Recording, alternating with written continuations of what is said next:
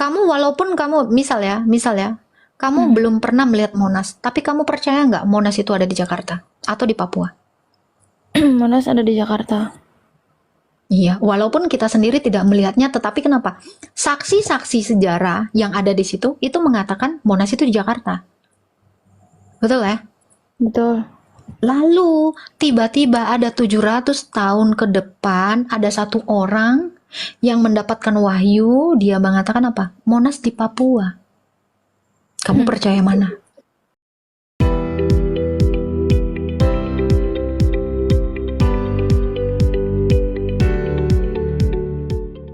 Mantan Islam. Oh, berarti murtad ya, Ya, Kak? iya, Islamnya berapa tahun, Kak? 17 tahun. Oh, Beda-beda tipis sama kau, In. Kakak udah berapa, Kak? Apanya? Aku? Udah sekarang iya umur berapa? Sekarang 20. Beda-beda dikit sama kau. Nah, itu tadi, In. Laisa Jadi kok kamisli Kakak bisa sayun. kesentuh ambil agama itu dari mana, Kak? Ini saya berlogika. Karena tadi analogi saya gitu loh. Oh, Yang dibawa jangan nggak maruk dituntun, ya. nggak dituntun secara langsung, Kak? Dituntut maksudnya gimana? Kayak Kakak sekarang kan lagi ngingetin kalau agama yang ini benar. Saya itu belajar. Saya cari tahu, saya mengenal Allah, saya mengenal Tuhan yang satu, sehingga saya bisa membandingkan mana yang benar, mana yang tidak. Baik secara iman maupun secara moral, bahkan secara logika.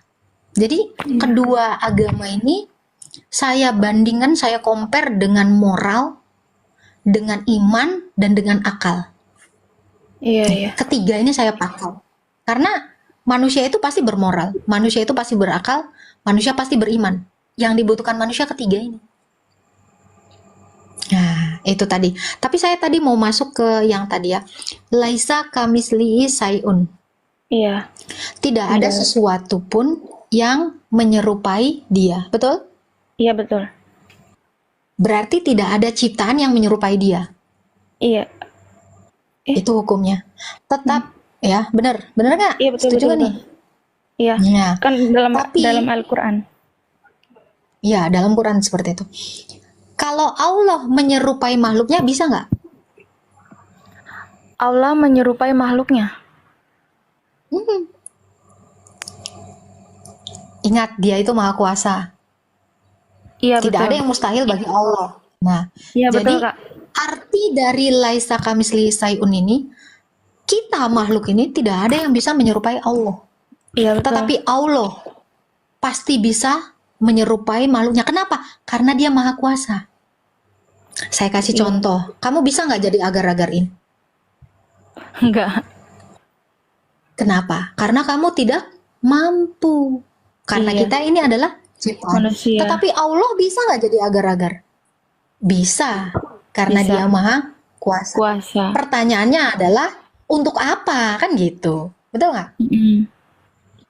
Nah, itu. Nah, di dalam An-Naml ayat 7-9, Musa bertemu dengan api. Dan api itu berkata, "Wahai Musa, sesungguhnya aku adalah Allah." Jadi Allah itu bisa menyerupai sesuatu, tetapi sesuatu tidak bisa menyerupai Allah. Setuju nggak? Laisa kamislihi sayun. Iya, setuju, Kak. Nah itu, ini pintar, ini berlogika. Saya mau tepuk tangan dulu. Ini baru pintar. Jadi gini, banyak sekali orang yang mengatakan seperti ini. Tidak logis Allah jadi manusia. Salah. Kalau Allah itu maha kuasa, tentu dia bisa menjadi sesuatu sesuai dengan manfaatnya. Betul ya? Tapi Allah satu kan, Kak? Iyalah, Allah satu lah. Masa ada banyak?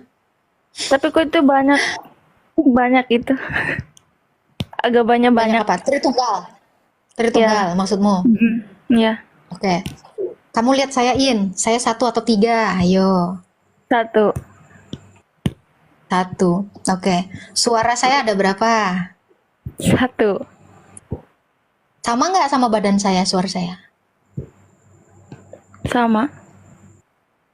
Suara saya kelihatan nggak? Enggak. Oke. Ada keberadaan suara, ada kan suara saya? Ada keberadaan, ada realita. Ada keberadaan badan. Ada Ada. dua keberadaan nih. Ya, Iya. saya punya nafas ini. Iya. Itu Iya. membuktikan saya hidup atau saya punya roh. Iya, Roh betul. saya sama nggak dengan suara? Beda. Beda. Berarti sebenarnya saya 3 dalam 1. Saya Tritunggal. 3 keberadaan, 3 realita dalam 1 hakikat. Coba pernah lihat mayat nggak, In? Pernah? Ada berapa? Kalau misalnya ini mayat nih, Mm-mm. 1 kan? Iya. Tapi dia nggak punya keberadaan nafas kan? Iya. Dia tidak punya keberadaan suara kan? Mm-mm. Ini 1 mati. Iya. Saya 1 hidup. Mm-mm. Allah juga demikian. Tritunggal itu Allah 1 yang hidup. Kenapa dia hidup? Karena dia punya firman, sehingga dia bisa berfirman. Kenapa dia dikatakan hidup? Karena dia punya roh, punya nafas, sehingga dia bisa memberikan nafas kepada ciptaannya. Hiduplah itu Adam, hiduplah itu pohon, hiduplah itu ikan-ikan, hiduplah itu burung-burung di udara. Karena Allah itu memiliki nafas, sehingga dia bisa memberikan nafasnya. Logikanya, Jadi Allah saya sama akan dengan memberikan manusia. sesuatu. Bukan Jadi- lah. Manusia diciptakan menurut gambarnya Allah. Mm-mm. Jadi gambaran Allah yang 1 hidup itu ada di dalam gambaran manusia. Itu. Jadi bukan manusia sama dengan Allah. Bukan artinya manusia sama dengan Allah. Manusia mengambil gambarnya Allah. Manusia menciptakan Allah menciptakan manusia dengan gambarnya. Itu yang benar. Sampai sini paham, In? Paham. Paham. Si In ini cerdas. Nah, kenapa saya bisa menjelaskan ini, In? Karena saya mengenal hakikat saya sebagai manusia. Saya juga mengenal hakikat Allah yang saya sembah, yaitu Allah Tritunggal yang diperkenalkan melalui Yesus. Gitu. Makanya saya mengcompare ini gitu.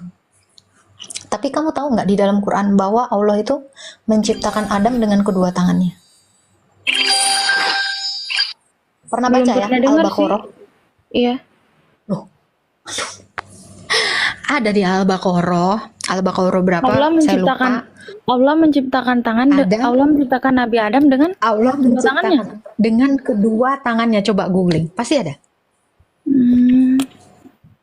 Nah, kalau dikatakan Allah menciptakan Adam dengan kedua tangannya, apakah artinya Allah punya tangan? Tidak. Oh, surah Shot ayat 75, sorry, bukan Al-Baqarah, Shot 75. Surah. Iya. Iya. Aku pengen belajar aja nih. Iya dong, harus belajar Quran dong. Kalau kamu belajar Quran itu jangan hanya hafalan, tetapi kamu harus juga mengerti. Karena mengerti itu lebih baik daripada menghafal, betul nggak? Iya, betul-betul. Kalau kamu mengerti, kamu bisa menjelaskan kepada orang. Tetapi kalau kamu menghafal, kamu tidak akan mengerti apapun. Apa yang mau kamu jelaskan sama orang?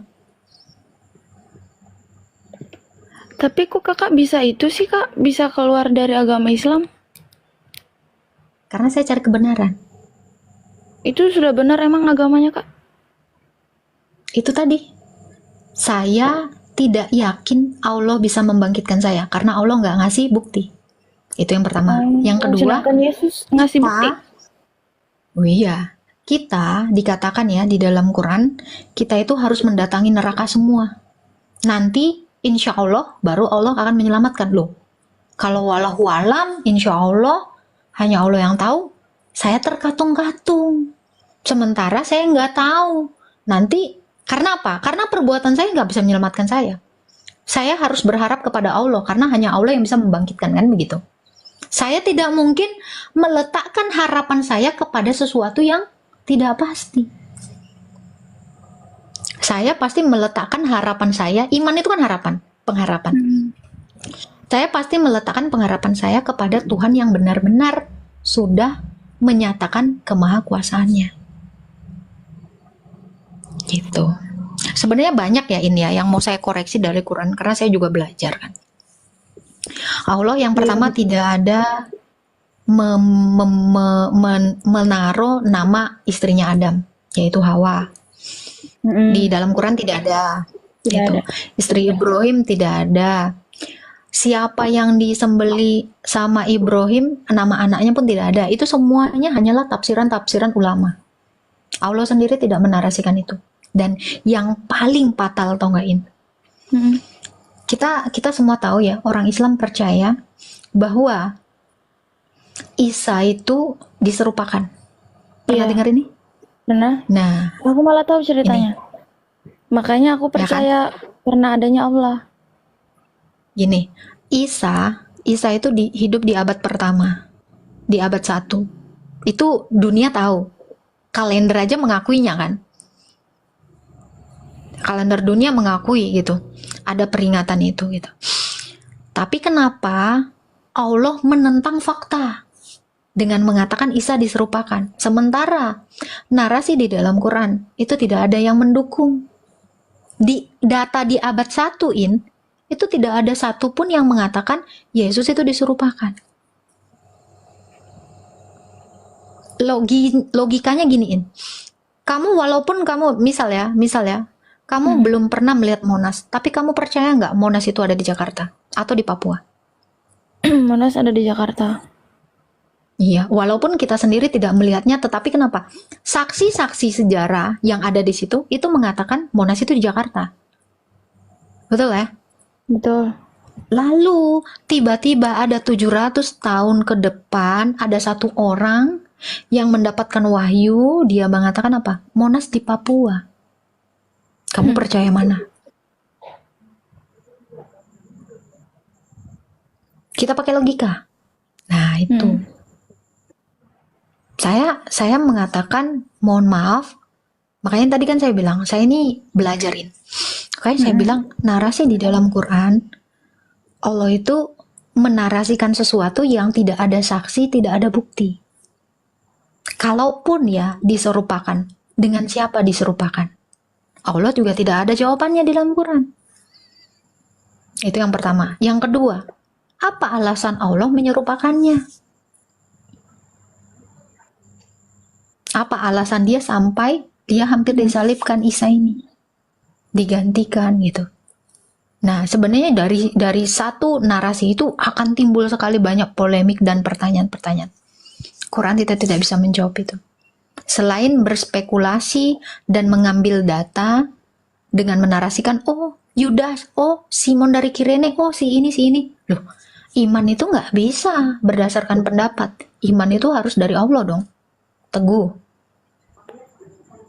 Ya. Itu yang lainnya. Tentang moral ya, kita semua udah tahu ya. Di dalam hadis, di dalam Quran sendiri ya, saya spill satu surah ya. Abasah ayat 1. Nabi yang mendapatkan wahyu, bisa-bisanya dia berwajah masam kepada seorang yang buta, yang ingin mensucikan dirinya. Ini bicara tentang moral. Itu satu. Yang kedua, ada surah At-Tahrim yang mengatakan apa yang sudah dihalalkan Allah jangan kau haramkan.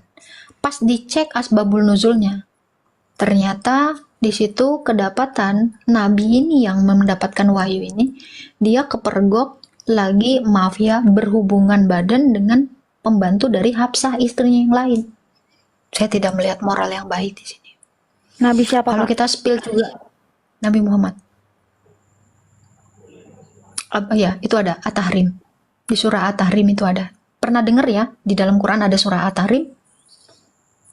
Surah ayat berapa tuh Kak? Itu ada. At-Tahrim ayat berapa ya? Ayat 1 kalau nggak salah. Bentar. Om Aimat, di At-Tahrim ayat berapa itu Om Aimat? Saya lupa. Bentar, At-Tahrim ayat 1 sampai 5. Ada Oke. asbabul nuzulnya.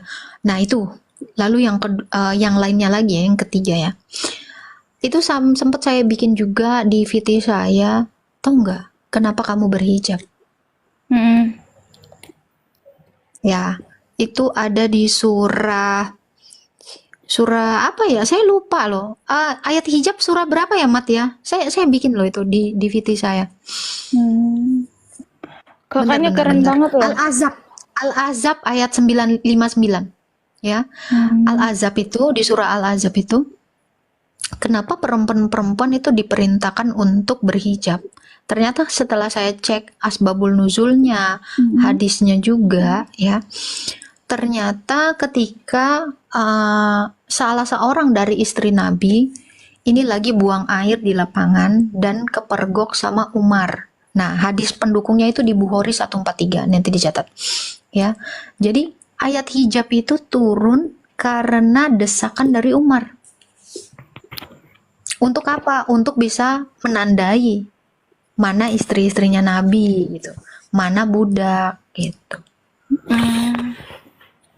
Nah Pernah dengar itu, juga sih Kak. jadi ya Kalau pernah ya. masalah kalau bukan masalah kencing itu sih, Hmm. kalau nggak salah tuh soal mereka pergi berperang Siti Aisyah kalau nggak salah tuh. Yang lagi Bukan Saudah. Saudah. oh saudara. Aisyah bahkan waktu itu Aisyah menentang, dia nggak mau pakai hijab malah. Nah, yang lebih yang lainnya lagi ya. Kamu tahu nggak perintah sholat? Al-Isra Iya ayat betul. 40. Dah tahu itu. Tahu nggak? Mm. Ternyata kalau kita lihat asbabul nuzulnya itu Nabi itu dapat mimpi. Kan dikatakan di dalam wahyunya, tidaklah kami memberikan mimpi yang benar-benar nyata gitu. Nah itu, jadi perintah sholat sendiri itu mimpi. Kalau kita cek di Sirah Nabawiyah, itu dijelaskan lagi. Sirah tahu ya, buku Sirah, kitab Hmm. Sirah. Nah, di dalam Sirah juga dikatakan bahwa Nabi ini tengah bermalam di rumah seorang janda bernama Ummu Hani. Nah, di situ dia tertidur, lalu dapat wahyu. Nah, kalau di hadis juga didukung itu. Memang itu adalah suatu mimpi. Jadi Nabi ini diperjalankan melalui mimpi gitu. Dan ada juga guru gembul mereaksi ini dan ternyata itu di gereja Nea Jadi kakaknya tempatnya. nggak percaya kalau itu Allah nggak apa Allah Nabi Muhammad tidak pernah ketemu sama Allah. Memang tidak. Hmm. Bahkan Aisyah kan pernah komplain ya, tidaklah aku melihat robmu kecuali cepat tanggap dalam menangani syahwatmu. Ini komplainnya Aisyah, ada itu di hadis, gitu ya. Dan gini ya, yang saya bingung juga ya, ini Aisyah ini yang paling tentang moral ya. Aisyah itu umur 6 tahun dikawinin, lalu digauli umur 9 tahun. Bagi saya, dalam moral seorang pria, apalagi ini nabi orang ternama, ini ya Bukhari 4477. Nih ya, Ya Bukhari kan umur 9 tahun 4444. kan udah balik kak. 9 tahun mana? 9 tahun itu kelas 2 SD, kelas 3. 2 kelas 3 SD itu belum ada yang haid. Kan zaman dulu Saya itu kan haid aja orangnya itu tinggi, SMP kelas 1. orangnya kan berbeda kak dari umat yang sekarang. Enggak. Secara psikologi itu sama. Sama. Itu sama. Secara kedokteran saya juga udah cek. Itu rata-rata perempuan itu menstruasi itu di kelas 6, umur 12 sampai 13 itu.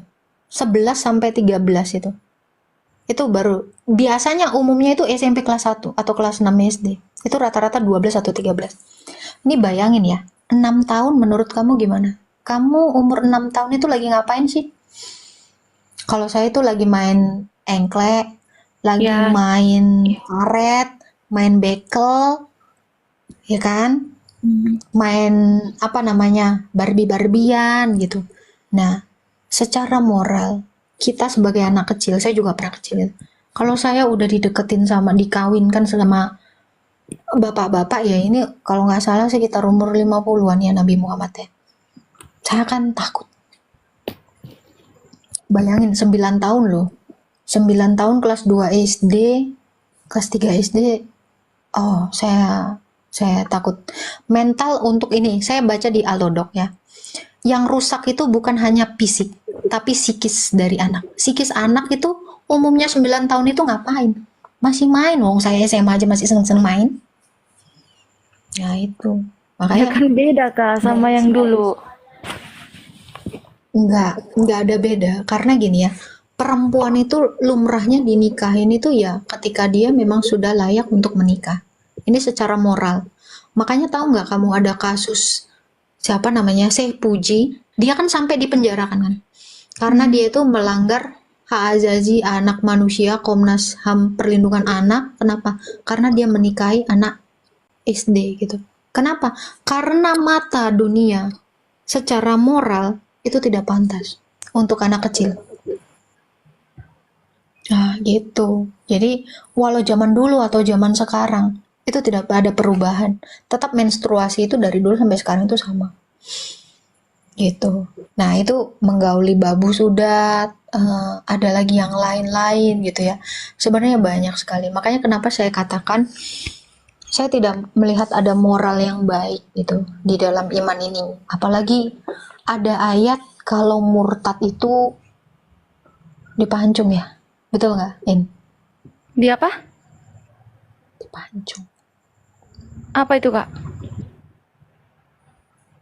Oh, Ya, di dalam hukum Islam sendiri ya itu hukuman penggal itu ada. Ya, mencuri itu hukumannya memotong tangan. iya Nah, itu. memotong Nah, tangan. saya 3991. Nah, gini, tapi yang saya mau sikapi adalah gini. Di dalam An-Anfal ayat 12 dikatakan ya, bahwa Allah itu akan memberikan rasa ketakutan kepada kafir, maka tebaslah leher mereka dan potonglah tiap ujung-ujung jari mereka. Saya tidak melihat ajaran yang baik ini. An-Anfal ayat 12 nanti kamu boleh cek. Lalu di dalam At-Taubah 29, At-Taubah 123.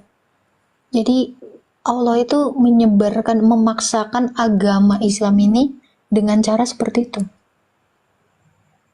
Nah, ini menurut saya secara moral ini tidak benar. Gitu. Ahlak Nabi demikian, ajaran Allah demikian. Terus ya tentang sejarah, tentang silsilah juga banyak tidak tahu, banyak narasi-narasi yang tidak sesuai dengan fakta. Maka saya putuskan ini bukan kebenaran. Oh, dari situ ya Kak? Iya, jadi makanya saya bilang saya mempelajari ini. Gitu. Makanya tadi, tapi yang paling penting itu tadi loh, yang saya narasikan tadi. Saya berharap kepada Tuhan, makanya saya menyembah Dia. Harapan saya apa? Harapan saya ya saya beroleh kebangkitan, beroleh hidup kekal. Dampak dari keselamatan itu kan surga. Itu kan? Nah, bagaimana bahkan ya di dalam Quran sendiri tahu nggak kamu surganya itu seperti apa? Yang ditawarkan. Pernah dengar ya? Pernah, intinya nggak bisa dibayangkan Kak. Bukan. At-Nabah 33. Jadi ada kenikmatan seksual prianya itu, ini banyak ya. Nanti di video-video YouTube juga banyak. Dan Ustadz Syam sendiri pernah lihat ya di TV. Dia mengatakan kenikmatan nanti kita di sorga adalah pesta seks. Saya tidak melihat sorga yang sebenar-benarnya di situ. Shalom, assalamualaikum. Waalaikumsalam. Bentar ya. Nah, itu ya An-Naba 33. Nanti perempuan-perempuan itu 72 bidadari itu akan melayani satu laki-laki dengan syahwat yang 70 tahun tidak berhenti-berhenti. Ini nanti kamu boleh cek di YouTube, cek di Quran sendiri juga An-Naba 33. Nah, itu seperti itu. Kalau misalnya kita bawa logika ya ini ya. Masjid itu boleh nggak berhubungan seks di dalam masjid ini? Ya nggak boleh tuh. Karena masjid itu suci kan, betul. Ya, betul.